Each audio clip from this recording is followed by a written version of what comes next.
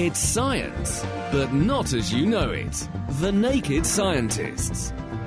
Hello, welcome to this week's Naked Scientists with Chris Smith, that's me, and with Dave Ansell. Hi, Dave. Hi, Chris. Now, coming up, we'll be finding out how doctors have successfully treated a man with malignant melanoma. That's a kind of skin cancer, and they've done it by using just his own immune cells. But how? Also, how scientists have discovered that the key to the origin of life on Earth could well be coming from outer space. And also why climate change might come at a gallop, not a crawl, because researchers have found signs that after the last ice age, an entire ocean's worth of ice melted in just 2 years. And we'll be finding out how in just a second. Dave. Thanks, Chris. Also, this week it's our Science Question and Answer show, in which we'll be taking a look at all your science questions. Coming up, is there a gas that has the opposite effect of helium on your voice? And why do wind turbines only have 3 blades? And how exactly does a mirror work? We'll be reflecting on that one later. Thanks, Dave.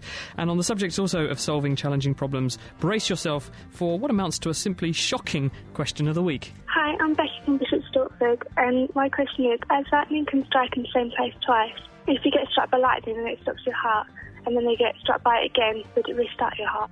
Well, you could say that's a stunning question, and the answer's equally electrifying. It's on the way. If you want to join in with this week's show, or you just want to say hi, we love hearing from you. The email address is chris@thenakedscientist.com. The Naked Scientists podcast, powered by UK Fast, the UK's best hosting provider, on the web at ukfast.net. Well, this week, very exciting, because malignant melanoma is currently the fastest growing cancer in terms of numbers in the world. In the Western world, that's Britain, countries like Australia and America, the rates have gone up over 100% in the last 10 years, and the survival rate is shocking. I think the 5-year long-term survival rate for malignant melanoma is around about the 10% mark. So we really need something done about this, and fast. And so this week I was very encouraged to see there's a paper in the New England Journal of Medicine. It's been done by a researcher called Cassian Yee and his team. They're based at the Fred Hutchinson Cancer Research Center in Seattle. And they tell the story of a 52-year-old man who came to see them with what amounted to a malignant melanoma that had already begun to spread around his body. So he already had cancer deposits in his lymph nodes, the glands, and the cancer had also invaded his lungs. And what they did in this man was to take some white blood cells from his circulation and then expose those white blood cells to a marker, a chemical antigen, which is expressed on the surface of some of the cells in a malignant melanoma. This is a marker called NY-ESO1, and the cells were then also treated with some growth factors to make them begin to divide. And what they ended up with were about 5 billion CD4 T cells. These are a kind of lymphocyte, a white blood cell, which responded selectively to this chemical marker on the cancer.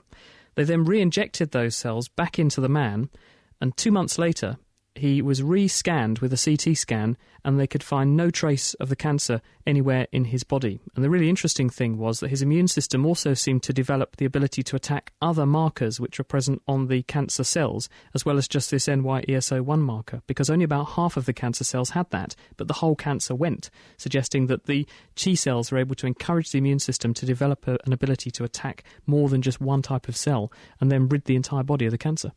Cool. Is this just a single result, or are they doing more research? Well, of course, you have to be very careful how you interpret just a single result, because this is one patient so far using this approach. But at the same time, I think there is light at the end of the tunnel, because this shows you that you can do this. You can use someone's own immune system if you can reprogram it directly and appropriately to attack a cancer and get rid of it. Okay. Now, one of the biggest questions for science is, how did life begin? There's been all sorts of theories, and one of them, which has been around for 50 or 60 years, is that space has given us a helping hand. Some scientists, like Fred Hoyle, even went as far as saying that life actually started out in space and it came down onto Earth. Now, there's been some research done which has given some ideas about this. Now, both DNA and RNA, which are the basis of the replication of all living things, are made up of organic molecules called nuclear bases. And proteins, which are all the building blocks of everything else, of all other bits of the living things, are made up of things called amino acids. Now, scientists have analysed some kinds of ancient meteorites called carbonaceous chondrites, which they found small quantities of both nuclear bases and amino acids inside them. How old are these meteorites? Where do they come from? They come from right back at the beginning of the solar system, so 4.5 billion years ago. They're thought to be just what the material which is kicking around in the solar system, which is condensed. That basically gave rise to Earth in the first place. Earth, the Sun, and all the planets, minus sort of the hydrogen, helium, which is boiled off immediately. Now, the only problem is they found them in these meteorites, but they didn't actually know whether they actually came from the meteorites, because there's an awful lot of nuclear bases and proteins kicking around on Earth. Oh, so I see. So the theory would be, because these chemicals are in the meteorite, perhaps them landing on Earth is what then helped to kickstart life on Earth using the same chemistry. But the question is, did it come from the meteorite, or is it just got contaminated since it landed here with things that were already on Earth since? Yeah, that's right. It's much easier to start life if you've got all the building blocks there already. You don't have to do as many unlikely things to make the first living thing appear in the first. So how have they proved that it definitely did come from outer space then? Well, they've looked at the carbon inside these nuclear bases, and there's various different kinds of carbon of different weights. There's carbon-12, carbon-13, and one you may have heard of, which is carbon-14. Now, most of the carbon in the world is carbon-12 and carbon-13, so carbon-13 is a little bit heavier. It's got an extra neutron inside it. And normally carbon-13 makes up about 1% of carbon on the Earth. Now, but they've looked very carefully at this meteorite and things inside this meteorite, and found that it's actually 44% carbon-13. So it's very incredibly unlikely this could have come from Earth. It's almost certainly coming down from space. And while it doesn't show that life came from space, it shows that, especially near the beginning of the solar system, Earth is going to be getting pelted by lots and lots of meteorites with lots of building blocks to make up life. Around the same time as we know life got going here? Yeah, that's right. The period when we know that life started is a period when the Earth was getting hammered by meteorites very heavily. And one quick question, Dave. Why is the carbon-13 so rare here on Earth but so common in space in these meteorites then? I'm not entirely sure about that one, I'm afraid, Chris. OK, so that's one bit of homework for you. OK, well, here's an interesting study which has been done here on Earth, and although it does have sort of out-of-this-world sort of implications, because we're all very acquainted with how MRI works, magnetic resonance imaging. These are these incredibly high-resolution scans that can see directly inside the body without actually having to pierce the skin. You can see down at the level of individual structures inside the heart of your brain, even inside of the heart of your heart. But how does it actually work? Well, you use magnetism to line up all of the water molecules in the body, and in the strong magnetic field, all the hydrogen in the water forms a straight line, and then by firing a radio frequency pulse into the water, you can knock some of these hydrogen atoms off kilter for a fraction of a second, and they then flip back in line with the magnetic field again, and they release some more radio waves that the scanner can see, and it uses those signals to build up a profile of what the inside of the body works. That's how MRI actually works. But wouldn't it be nice if we could take it a step further, and instead of having black and white pictures, we could actually have colour images, because you could get additional information about the structures that you're looking at. And that's what Gary Szabó and his colleagues at NIH in Bethesda, Maryland have done. They've come up with these tiny particles which are between about 1,000th and 100th of a millimetre across. They look like a miniature dumbbell, the kind of thing you'd lift in the gym. They're two plates of gold-coated nickel separated by a non-magnetic, non-nickel spacer. So they look a bit like a hamburger, if you like, with a space in the middle. So where the burger would be, there's just a gap, and water can get in there. Now, when you put these things into the scanner, the magnetic field of the scanner makes them line up with the magnetic field, but the magnetic field of the scanner also makes the nickel make its own magnetic field in the opposite direction. So you get a very different magnetic field in that space inside the particles. And because the particles can be different shapes and sizes, you can vary the magnetic field inside them, and this means that the water molecules inside will respond to different frequencies of radio waves and then produce different frequencies of radio waves. And this means that you can get, if you change the nature of these particles, you can get very different information coming back from the tissue, because you could, for instance, attach some antibodies to these structures, so they only lock on to certain types of cell. And this will mean that you can then see at much higher resolution the structures that you're looking at inside different bits of the body. So an amazing breakthrough, not quite ready to be injected into patients yet, but probably not that far off. Have they done any research on whether it will be happy inside your body and whether your body will do any bad things to it? Well, these are very small particles, and at the moment there's evidence to suggest that they probably would be tolerated okay, or at least the principle could be exploited to make them be okay inside the body, but that's the next step. At the moment they've just shown that it works. The next step is to see if they can be made happy inside the body, work inside the body, and then be safe inside the body as well. Okay. Now, the climate is an incredibly complicated system which can take a long time to react to new inputs. And we're all very dependent on its vagaries. So we can't really do experiments in order to understand how it works, because you get thousands of people dying of famine all over the place. So we can't really fine-tune our models by doing experiments on it. So the only way we can study its behaviour is by looking at what's actually gone on in the past. Now, the North Greenland Ice Core project is giving us our best resolution view of climate for the last 15,000 years or so. This has involved drilling an ice core in northern Greenland, and then instead of what normally happens with ice cores, which they ship them back to a lab somewhere in somewhere else in the world, and then they look at the ice very carefully and see what's inside it. They've actually built a lab where they're drilling the ice core, and they've got an automated machine which will slowly melt the end off this ice core and then look at very carefully what's inside the ice. And again, then they're looking at various different things, one of them which is the ratio of oxygen 18 to oxygen 16. What does that actually mean? Oxygen 18 is, again, another slightly heavier version of oxygen, so with 2 extra protons compared to the more normal oxygen 16. And because it's slightly heavier, it will tend to form ice slightly better, so it will form ice first. So if there's lots of oxygen 18, then you'll know that the ice formed in high temperatures, and if there's lots of oxygen 16, you'll know that the ice formed at low temperatures, so the oxygen 18 is already condensed out. Sure, and what's this showing them? They've also looked at different types of hydrogen, so hydrogen 2, otherwise known as deuterium, and hydrogen 1, which tells you that more hydrogen 1 evaporates at low temperatures and high temperatures, so it'll tell you the temperature of the water which it's evaporated from.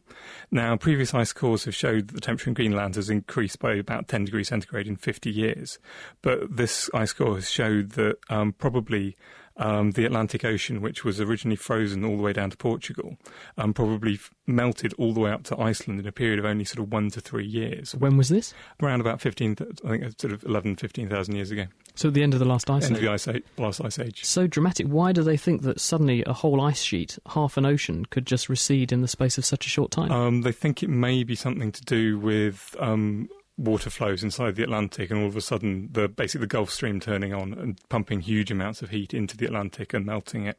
So we should be wary about this, because although we tend to think of us having plenty of time to deal with the concept of climate change and the consequences of it, this suggests that in fact the climate and the whole of the Earth's environment can change very rapidly. Yeah, it may stay stable for a very long time, but all of a sudden it could just flip.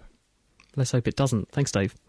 Now, do you ever eat at your desk at work? Because also in the news this week is the question of how safe computer keyboards are and whether they may or may not be loitering, have lots of bacteria loitering on them. Well, the fact is that in the health service we're using more and more computers all the time, and doctors often have to use them between seeing different patients, and the prospects of them actually washing the keyboards off properly, well, that's open to doubt. And that could actually be due to change now, because Dr. Peter Wilson, he's from University College London Hospital, has taken steps to try and make computers in his hospital a lot safer. Peter, hello, thank you for joining us. Hello, hi. So why are computer keyboards a threat in hospital? What's the evidence that they are?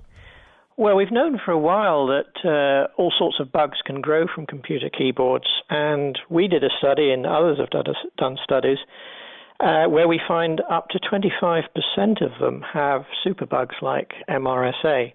Now, they've got there because a nurse will do observations on the patient and then go and put the observations into the computer. She won't wash her hands between touching the computer and touching the patient. A doctor will then come along, touch the keyboard, not necessarily touching the patient, so he won't wash his hands either. And then he'll go on to the next keyboard. So any bugs that have been brought from patient to keyboard will then go to next keyboard and then to next patient. And in fact, we could see when we did our study that certain strains of MRSA were, in effect, going around the ward. And what proportion of the keyboards were infected with bugs?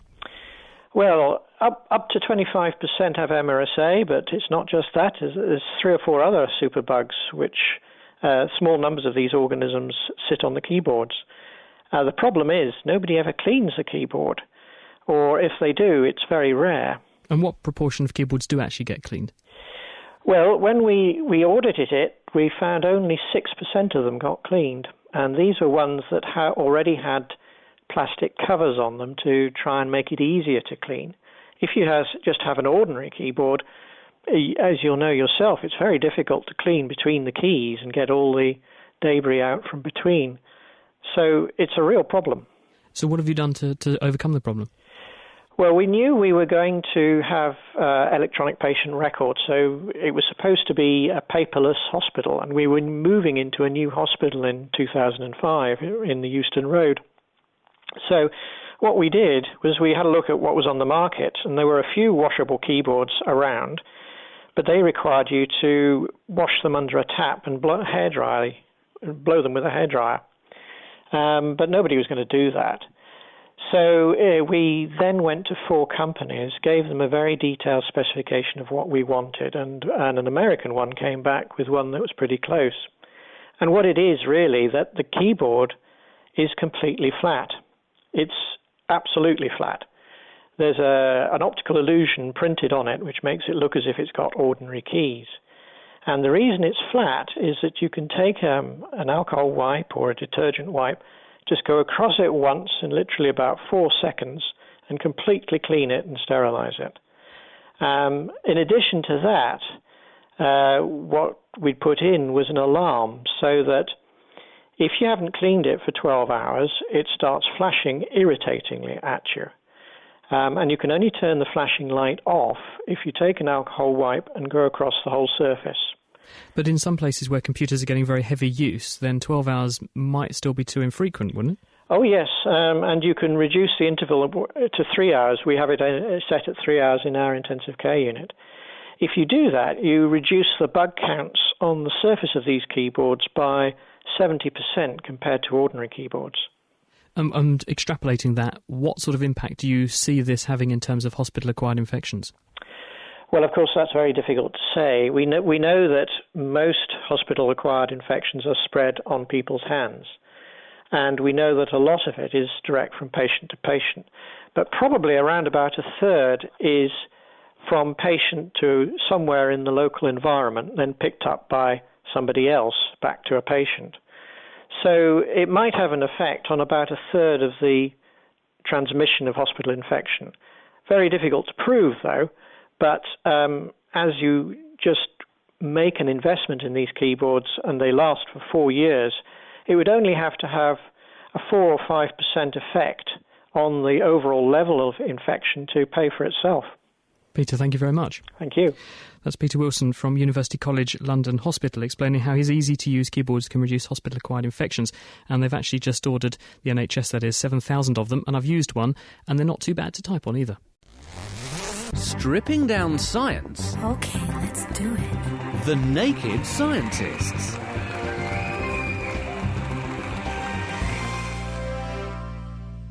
This is The Naked Scientists with Chris Smith and Dave Ansell. We're taking your science questions and trying to answer them for you. So if you have any questions for us, the email address is chris@thenakedscientist.com. Connor's in Tillingham. Hi, Connor. Oh, hello. What would you like to know? Yes, I'd like to know, actually, what's happening at a molecular level when a mirror is reflecting light? I've looked up some articles, but it doesn't explain what exactly is happening. Okay, one way of looking at it is that most mirrors are made out of something which conducts, like a metal. And so when a light is called an electromagnetic wave, that means that it has an electric field which is oscillating, vibrating. And so when this light hits this metal, because an electric field will mean that the electrons, which are free to move inside a metal, will start to vibrate backwards and forwards. Now, if electrons are moving backwards and forwards, this means an electron which moves backwards and forwards will basically create a vibrating magnetic field. And that's how you create light in the first place. You create another electromagnetic wave. And the way in which they're moving by the light hitting the metal will create light to be emitted, cause light to be emitted just in the opposite direction, so it will reflect off in the way you'd expect for light to reflect off a mirror. So basically, light comes in, causes electrons to move, which then re-radiate the light out again as the reflected light coming off again. Oh, I see. Could I pick you up on something you may have said a couple of weeks ago, which I didn't understand about light? Okay. Yeah, I think you just said that it would take a photon about 1 million years to pass from the centre of the sun outwards, but I thought the speed of light was constant. Yes, there's a reason for saying that, Connor, and the reason is that, and in fact Brian Fulton, who's Professor of Astrophysics at York, told me that, so I know it's right. The reason is that the sun is so dense, because it's such a huge body with so much pressure in the middle, that the photon effectively behaves a bit like a gigantic game of pinball, and the photon gets bandied around all over the place and finds it very difficult to escape.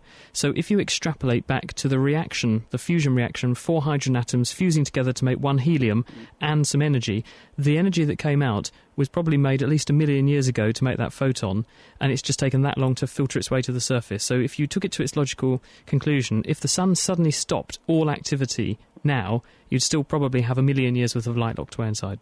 Oh, that's fantastic. Thanks very much. It's very reassuring if you're going to live 1 million years. Thanks very much. A great programme, by the way. But Thanks, could we Connor. have some more questions and answers? Okie doke, we'll do our Thanks best. very much. Bye. Thank you.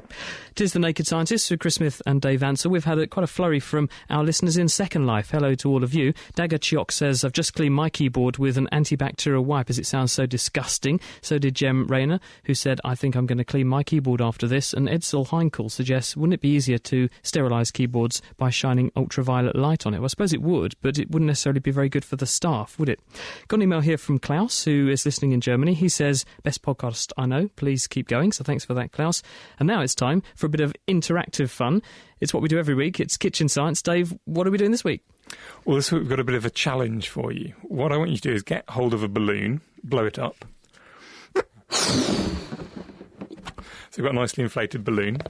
And then I want you to get a skewer and put it... Think what, a kebab stick or something? Yeah, a kebab stick, skewer, something long, sharp, long and pointy, and put it through the balloon without making the balloon pop. That doesn't sound possible. Yeah, I mean, if I take a skewer like this one and put it into the balloon, it explodes. Yeah, our microphone just exploded. So how are you supposed to get around that then? There's a couple of different ways. I want people at home to have a go at this and try and work out So it is a way. possible? It is possible. There's at least 2 ways I know of to do it. I want you to have a go at home, have a go at it, see if you can get a skewer through a balloon without making it go pop. And then tell us what the science is behind the solution you come up with. Indeed. So if you think you can solve Dave's kebab stick challenge, the email address is chris@thenakedscientist.com.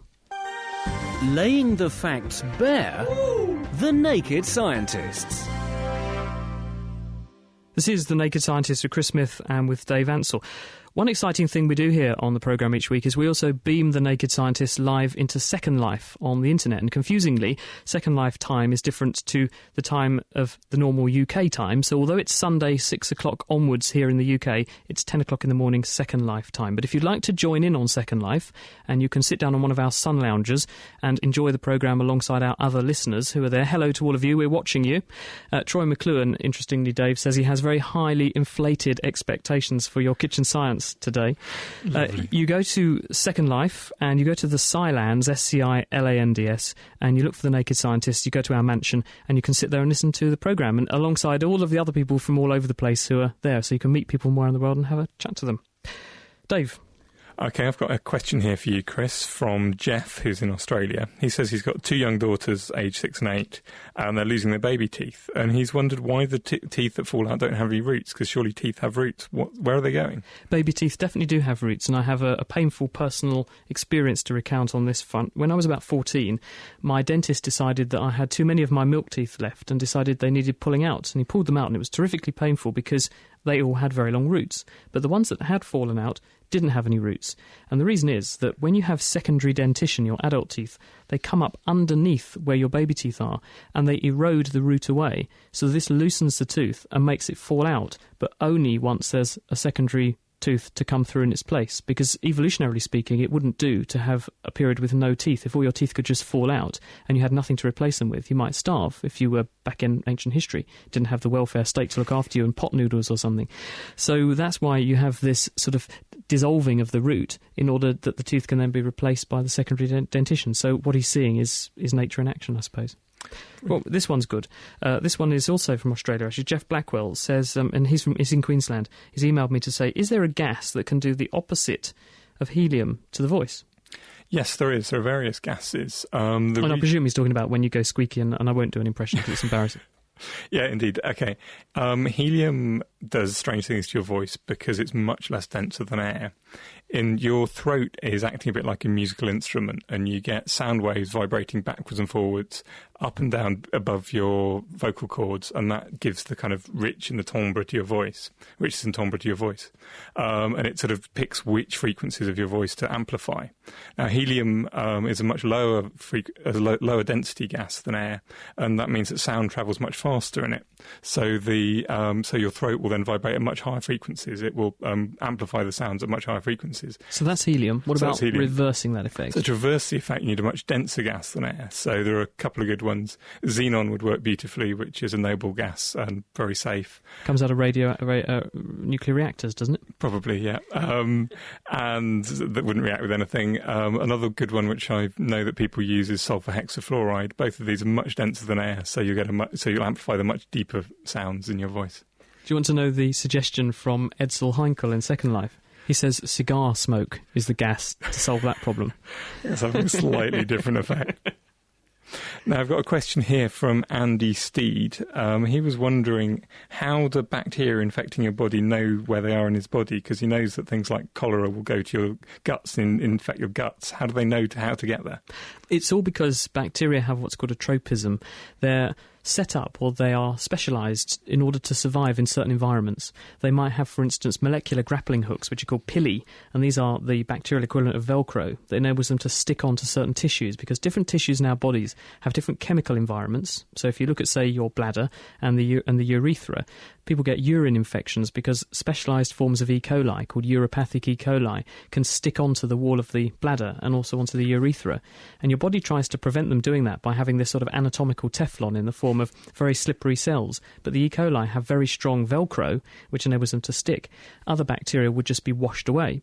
In the bloodstream, for example, there are some bacteria that can cling on to heart valves, and they can do that because they've developed an ability to recognise the surface of the heart valve, stick on, and then they secrete this thing called a biofilm, which is a protective layer that stops the immune system getting at them. So it's not so much that they know where to home, it's more that by chance they find themselves in the right place and they have the ability to stick on and make a home there. And so different bacteria just thrive in different environments because they're specialised to exist in those particular places. And there's just so many of them washing around that some of them will inevitably get to the place where they want to be. Yeah, if the immune system unfortunately lets them slip through the net. Very quickly, Dave, this is an interesting one from Eddie Cunningham, and it's one of those things that you just take for granted and never really question why. He says, why do wind turbines only have 3 blades? I mean, not all wind turbines do have 3 blades. I've seen some in Spain which have 4, and some older ones only have 2, and some old-fashioned windmills had up to 6 or 8. But 3 seems to be the optimum for wind turbines. There's a few reasons behind that. One of them is that if you have too many blades in a wind turbine, each blade, as it moves through the air, it leaves it behind it a vortex. This is very like, if you ever looked at a plane taking off, you can sometimes see swirling air behind the 2 wings of the plane. And wind turbine blades are very like a plane's wing, and so you get a swirl left behind the thing, and behind the moving blade, and if those interfere with one another, then that can cause big problems. So that's similar with a boat propeller, only having 3 blades. If you had more blades, you'd think you'd move more water, but actually it would become self-demolishing in terms of the benefit. So that's the optimum choice between weight and materials and efficiency. Yeah, and there's some other things like you don't want, if you have only 2 blades, because the wind's moving faster higher up and lower down, then it tends to, if a blade's pointing upwards, it kind of puts a big twisting force on the bearings, and it does damage the bearings compared to when it's horizontal. You can actually steer a boat that way, interestingly, because with big boat propellers, really big boat propellers, the water is denser at the bottom of the propeller than it is at the top, which means the propeller, as it turns round, is creating more of a push to the side at the bottom of its run than at the top. And if you know which way your propeller rotates, by giving the engine a really big burst of power, you can enable it to do what's called prop walking, and it gives you an extra kick in one direction, which can make manoeuvring really, really helpful and really, really easy. And that's how these really clever people get their boats into these unfeasibly small spaces, just because they've learned that they can use that trick to get some extra move in one particular direction. Useful for boats, kind of damaging for wind turbines, though. Thanks, Dave. It is The Naked Scientist with Chris Smith and with Dave Ansell.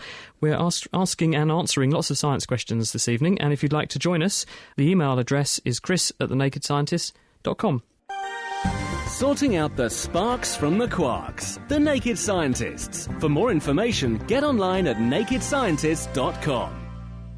Well, now it's time to find out about the latest developments in the world of technology, which we do every month with Mira Senthilingam and our resident tech expert, Chris Vallance. And Mira went to find out about the more modern equivalent of map making. In this modern age of GPS and route finders, many of us no longer feel the need to own or even look at a map. But there's more to a map than meets the eye, and we could be missing out on an important skill. So I'm in London once again with Chris Vallance, who's going to tell me all about the wide range of information a map can provide. Hello, Chris. How are you? I'm fine, thanks. A bit tired, just back from Chicago, where I was looking at hyperlocal news. What is that? It's a bit of a renaissance for maps, really, because of the social tools that are now available, things like Google Maps. You've got mapping functionality built into services like Yahoo Pipes. It becomes very easy to mix up data and geography. How can this relate to news? Within news, there's this movement for hyperlocal news. In other words, overlaying information onto maps that you can search down to the postcode or block level. In fact, I've been meeting with a group of people in Chicago who run Every Block, which does just that. You get all kinds of information about your neighbourhood on a map in a very granular, very detailed fashion, everything from, who's been burglarised, mugged, school performances, and local newspaper reports relevant to that specific area. Now, when it comes to mashing up this kind of data with geography, we can do a little bit of flag waving, because the early days of using geographic data to present information to make a case, one of the pioneers was a British physician, a chap called John Snow, and a very important figure in the history of epidemiology. And his work centred around a cholera outbreak in London. And in fact, there is a monument to him in central London. It's a pump, because he was able to trace back the source of a cholera outbreak back to a specific pump. And part of the way he presented his case, he made his case that this was the source of the outbreak, was using mapping data. Now, John Snow's story has been told by somebody who's involved in this hyperlocal news movement, in the most cutting-edge sort of modern kinds of mapping. That's Stephen Johnson, and he's the author of a new book on Snow called The Ghost Map. At its core, it's kind of a medical thriller in some ways. It's the story of, one of the most terrible outbreaks of cholera in the history of London. But crucially, there were two people living in the community, John Snow and Henry Whitehead, who set about to try and figure out where the cholera was coming from. The problem with cholera was that it was actually in the water. It was about contaminated water supplies. And so Snow and Whitehead together ended up building this map of all the deaths in Soho and London that pointed very vividly, when you looked at it on the page, to this central water pump. And what I think is so interesting about this story is Snow and Whitehead were crucially locals. They were in the neighborhood. It was Whitehead's social network, the fact that he knew so many of his neighbors, that enabled him to contribute so much to the case. One of the things I love about the story is that it's at the intersection point of all these things. It's a great study in mapping and information design, epidemiology, and cities, and how cities and communities and neighborhoods solve problems. You look at John Snow's original maps, and they're not so different from a Google map, are they? That's right. It was the first mashup. He took some publicly accessible data from the kind of health records that showed who had lived and died, added his own data, the data that he and Whitehead had collected, took the street grid that was kind of publicly available, just not in digital form, and he layered data on top of that and built something that created a whole new kind of perception of what was happening in his community, and ultimately what was happening in communities all around the world. Did the map help to make the case?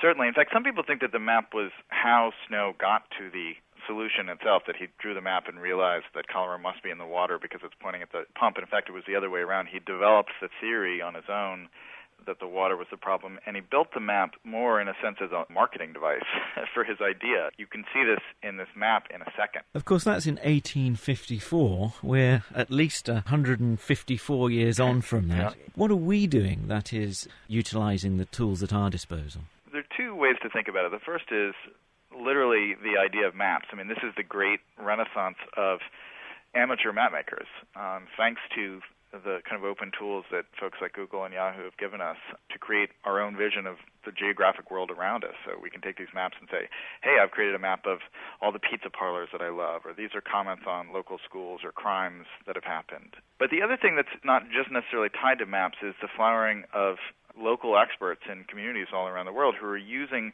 the connective power of the web to share their ideas about their real-world environments. So we've been developing this service Outside.in, which is right now only available in the U.S., where we're trying to, in a sense, scrape the web for all the information that we can find that's relevant to places, to neighborhoods, to schools, to parks, to real estate developments. And we've basically taken all that information and mapped it to geographic points so that you can come to Outset and say, okay, I'm standing on this street corner at this specific spot. Tell me what's happening within 1,000 feet of me. So that was Stephen Johnson, the author of the Ghost Map. But I guess with all this hyper-local mapping, is this going to replace the local newspaper? The thing about a local newspaper is it gives you information on a city-wide, on a region-wide basis. It doesn't necessarily drill down to the individual street or the individual postcode, which is what hyperlocal news does. Now, they will link back to news articles that are based, very much about a specific location, say about a specific school that happens to be in a location. But they're only linking back to the news. They're not really replacing it. So they really see it as complementary rather than in competition. Mira Senthillingham talking to Chris Vallance about Hyperlocal News, which is the latest and newest online development where you can find out all the news that's going on about specific roads and even postcodes, and you can even build a modified map to show anything from the nearest school, for instance, to the nearest massage parlour, which would be good for you, Dave. So it's quite remarkable to think that all of that effectively came out of the mapping techniques that were pioneered by a Victorian in London. That was John Snow, working out where a cholera epidemic came from. Now, Dave, very quickly, John in Colchester has responded to your point about mirrors when you were talking to Connor from Tillingham, and he says, what would happen if you put a very strong magnet behind the mirror? Would this cause the light to go out of focus? I'm not sure that it would go out of focus, but something it will definitely do is affect the polarisation of the light. Now, polarisation, if you imagine light's a wave, if you imagine a wave on a string between me and you, Chris, if I vibrate it up and down, then that would be vertical polarised. If I vibrate the string side to side, that would be horizontally polarised. Now, if you put a very strong magnet behind on the back of the mirror, then what magnets do to an electric current, when the light will hit the mirror, cause an electric current to flow, and what magnets do to an electric current is cause them to bend and move in circles. So because the magnetic field, when the light hits it, will cause the electrons to bend around a corner slightly. So it means that the reflection will have a slightly twisted polarisation to the one which came in. And you'll get funny colours. You could get it'll affect different colours in different ways. So if you looked at it with your sunglasses on, you should see something a bit weird. I'm not sure if it will affect the colour. It will certainly affect. I mean, it could. But if you had some Polaroid sunglasses, would you see? I think it's a very, very small effect. It's just a few degrees. Well, we'll just have to try it in a future edition of The Naked Scientist. Bob is on the line, and he joins us from Braintree. Hi, Bob. Hi. Welcome to The Naked Scientist. What would you like to talk about? I was listening a couple of weeks ago about the brain-controlled electronic limb systems, and I was wondering if they would be of any benefit to cerebral palsy sufferers. I think they probably would, Bob, because one of the problems that people with cerebral palsy have is very often a sort of locked-in syndrome where they have preserved intellect and have a very acute brain, but the problem is that it's translating the messages of what they want to do down to the bits of the body that can make those things happen, such as move the limbs or walk around, and that's where they have a problem. And the device that you're referring to is a piece of work that's been done by a researcher called Andrew Schwartz, and he's in America, and what he's done is to develop a system, a computer program, that can decode the neurological chit-chat that goes on in the brain's motor areas and work out what sort of a movement, at this stage a monkey, but a monkey's brain is very similar to how ours works, so it should work the same way. He can decode the chit-chat between the nerve cells and get the monkeys to move a robot arm which enables them to feed themselves, so very fine and accurate movements just by listening to what the brain's doing. So I don't think there's any reason to doubt that it would be impossible to use something similar for people with cerebral palsy. In other words, there's every reason to think that it might just work. Yes, I understand that. Is there anywhere that I can find out more about it? Well, at the moment, Bob, no one's actually doing this in humans, although they are doing it in a very limited way. They're not actually doing it at the resolution that these people in America are. It's very experimental. But I think if you watch this space, because if we report on it, then we'll give you all the details. OK. Great to have you on the show. Thank you for joining us. Thank you. Thanks, Chris. Paul's in Buckingham. Hi, Paul. Yeah, hello there. Chris, question, obviously. Coloured objects, red ones, blue ones, whatever, and for this purpose would assume that light is waveform as opposed to particle energy. Traditional theory, there is a doubt that a green object appears green because it reflects green light and absorbs other frequencies, red likewise. What property does the substance have or the surface of it have to cause it to reflect certain wavelengths and conversely absorb others, please? Okay, the biggest effect is actually what colours something absorbs. Now, different colours of light have different energies. So the bluer light comes on in blobs, so they're called photons. The bluer the light is, the more energy that photon has. It's a higher frequency. Because it's a high frequency, yeah. Right. Now, atoms, the electrons inside atoms can only have certain energies.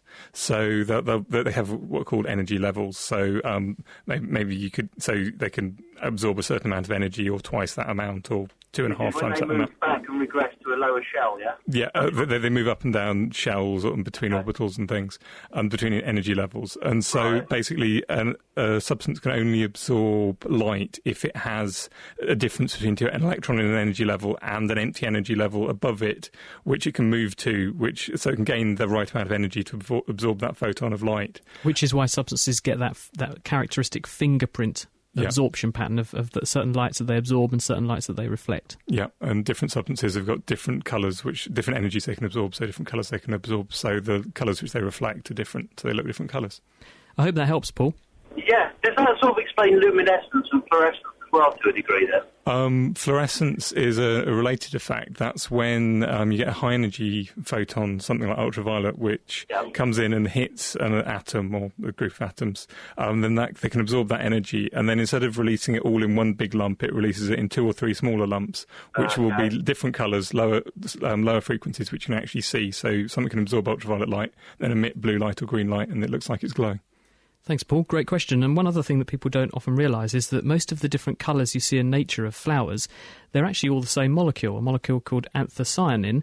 And what the flower does is to make the petal more acidic or alkaline. And what this does is to add or remove hydrogen from the molecule. And this changes the way the electrons whiz around in the molecule. And this changes the light wavelengths that they can soak up. So the petals may all be basically different colours, but it's all down to the same chemical colour. Anthocyanin. Now, Keith is in Peterborough. Hello, Keith. Yes, good evening, Chris, and good evening, Dave. My father, who's now 90, has a very peculiar little object. He's an ex-electrician and likes gadgets, and he's got this little object on his window facing the sun. It consists of a glass tower, almost the shape of the Eiffel Tower, in the centre of which is a glass bulb about 5 centimetres diameter, with a pip on the top of it. Suspended in this bulb is a set of vanes, 4, in diamond shape in pattern, and they attach to a glass rod which seems to be sitting without touching 2 glass bearings. When the sun hits them, one side of each of these 4 blades seems to be coated with a material, and it spins rapidly. Yes, it turns in a circle, and it's amazing to think this thing can turn just by sunlight shining on it. Put it together. Yes, because there's no motor in there. It's just literally balanced on this tiny needle point, and it spins round in the sun. How does it do it? Well, if you look closely at those vanes, at those panels, you'll see that they have a light side and a dark side. Correct. So one side is soaking up the light, the other is reflecting it. And this is the best evidence there really is that light can be both a particle and a wave, because light can impact a punch or a kick when it hits something, and it can push it along. And this is literally the light pushing this thing along. It's called a solar radiometer. The light does exert a pressure. You get light pressure, and people are talking about building solar sails, so you can bake a space craft, send it up to space. Light will bounce off it, and it'll get a very tiny push by each photon of light bouncing into it and pushing it back. However, the Crookes radiometers, which are what you've got, work in a slightly different way. They've got 2 sides. One side's shiny, one side's black. And if the sunlight hits the black side, it's going to heat up more than when it hits the shiny side. And there's a very, very low pressure gas inside the radiometer. And when the light if the low pressure gas is near the hot side, then it's going to get hot, expand, and get pushed away, and therefore push the radiometer round a bit. But if it hits the shiny side, it's not going to be nearly as hot, so it doesn't get nearly as much kick. So the black side gets pushed back, and the shiny side gets pushed forward, and it spins round. So there you have it. Item. It's pretty cool, isn't it? One final word, Chris. I was very fortunate to win your book about 2 years ago. Oh, you say fortunate. Never mind. I've donated it to one of the local schools. Oh, yeah. So if there is one going spare... No wonder educational standards are falling. Another copy. I said no wonder educational standards are going down. Look, great to have you on the show. I'll see what I can do for you, Keith. Chris, I'm very much obliged. Thank you for joining us on The Naked Scientist. Norman in Hunstanton, Dave, has had a go at your kitchen science. Just remind us what you want people to do this week. Blow up a balloon, then, very simple, then get a kebab stick and try and push it through the balloon without causing the balloon to go pop. Norman is suggesting using some candle wax in a quite intriguing way. So have you had a go at this? Get your balloon, see if you can get a kebab stick through it. If you can, tell us. Or if you have any science questions for us here on The Naked Scientist with Chris Smith and Dave Ansell, the email address is chris@thenakedscientist.com.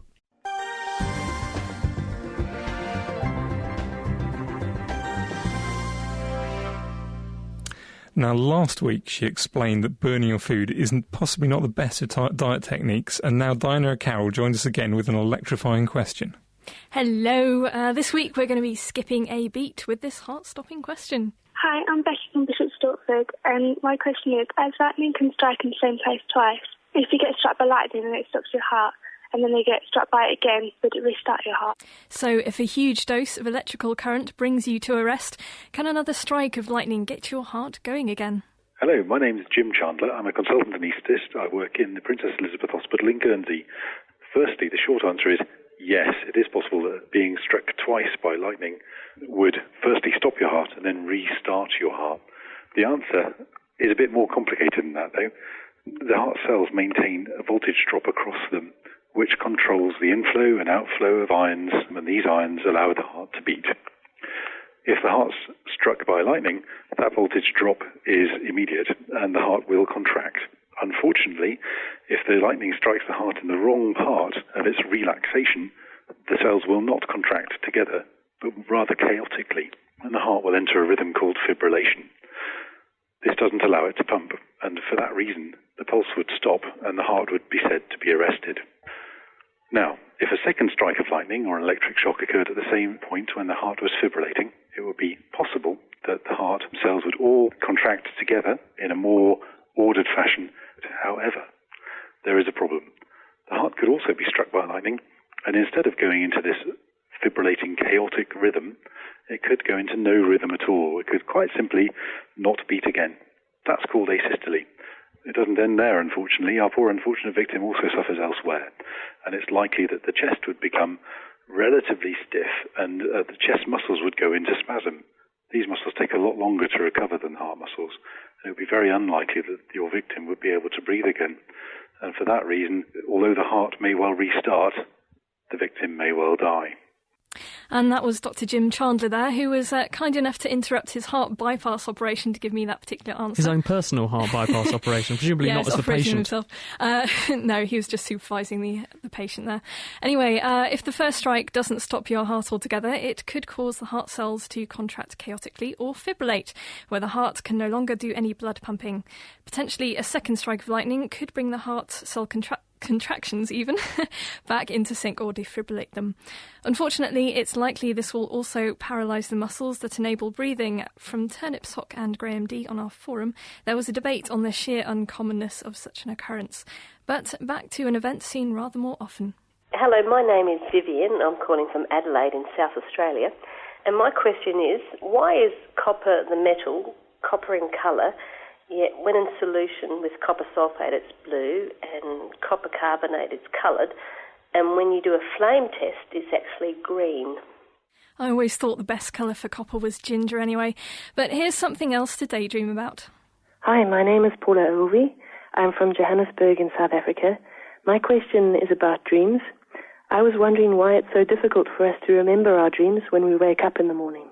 So if you know what makes copper compounds so colourful and why we are so quick to forget some of the best dreams, then get in touch by emailing questionoftheweek@thenakedscientist.com or by contributing to our forum of answers at thenakedscientist.com/forum. Thank you very much, Diana. You remember your dreams? Not the best ones, no. Only the rubbish ones. OK, thank you very much, Diana O'Carroll, for this week's Question of the Week. Dave, lots of people are having a go at your kitchen science. Terry Barnes is in Braintree, and he's doing interesting things with PVA glue, which got me intrigued. It sounds plausible. And also some sellotape. And also Rolly Mandelbrot in Second Life, he's doing it with duct tape, he says. Does that sound plausible? Again, sounds plausible. OK. And Crystal Falcon is playing around with a bit of oil and a bit of slow twisting of the skewer. What are they all talking about? Well, Dave will be solving this week's kitchen science for you very, very shortly.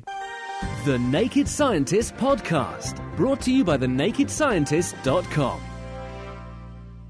It's The Naked Scientist with Chris Smith and with Dave Ansell.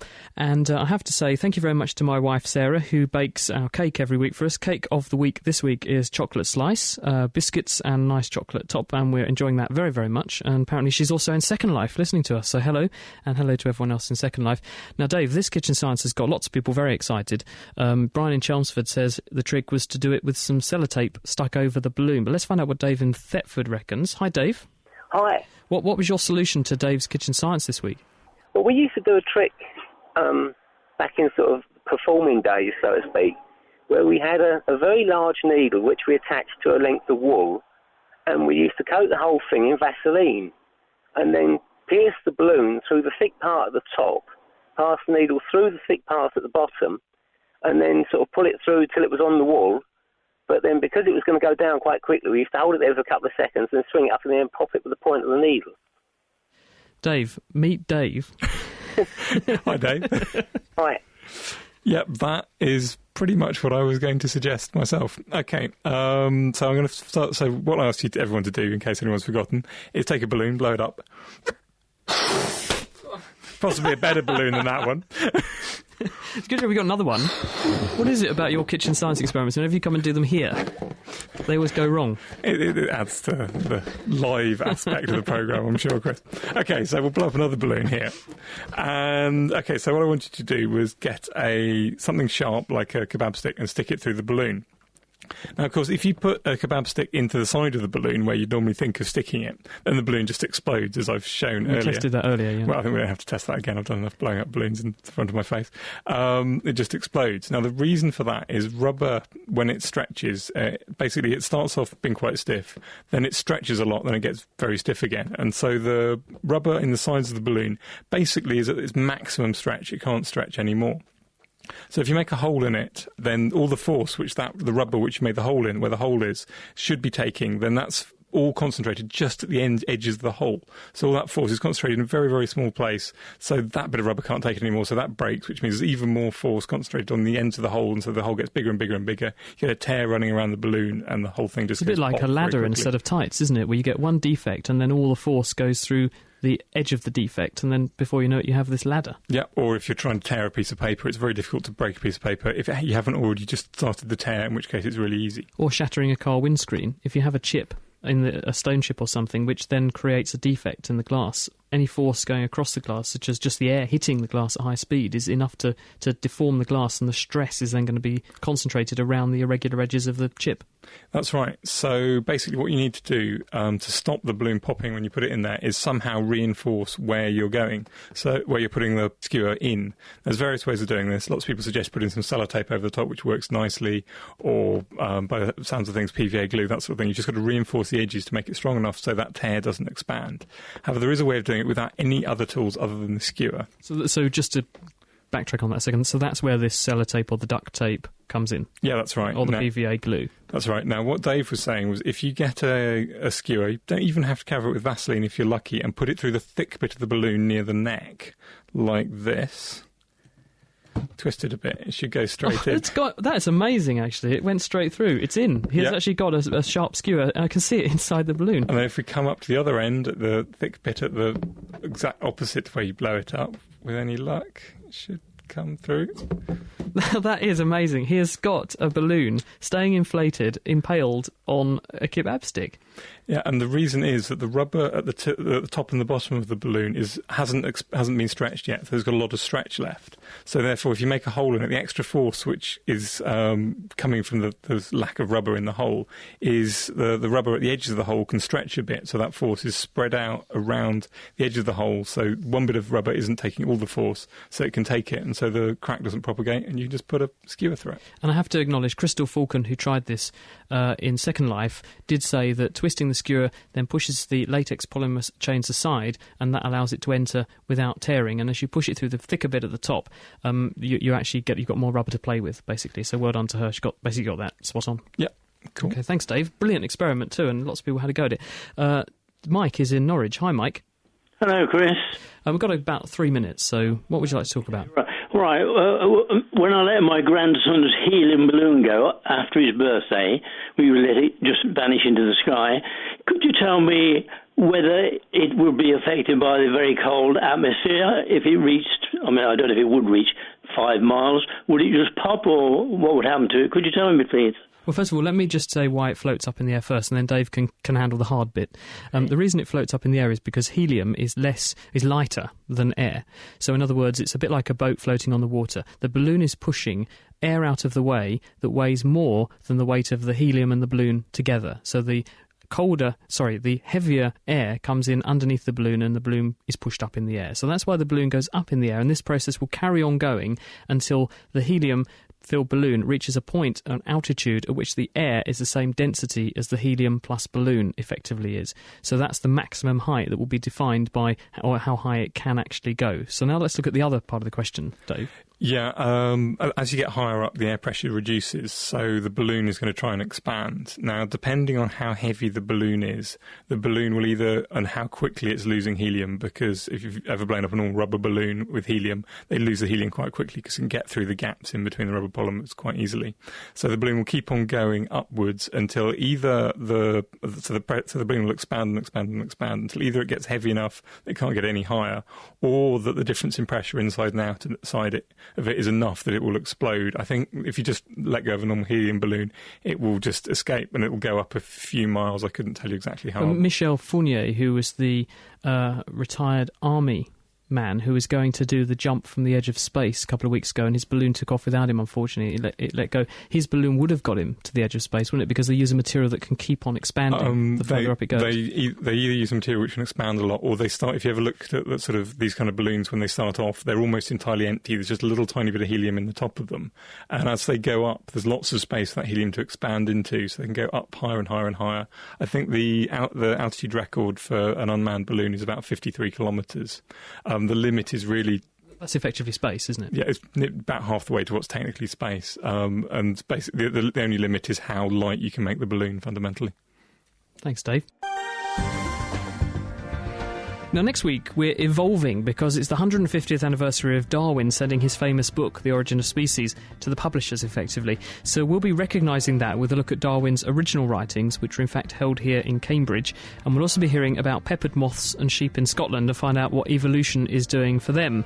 So please send any questions you have on the science of evolution or ecology, or any general science questions and just hellos, to chris@thenakedscientist.com. My thanks must go this week to our production team, who are superb. That's Ben Valsler, Mira Stintherlingham, Petro Minch and Diana O'Carroll. I'm Chris Smith. Have a fantastic week and see you next time. Goodbye. The Naked Scientists are sponsored by the Wellcome Trust, the EPSRC and UK Fast. For more information, look us up online at nakedscientists.com.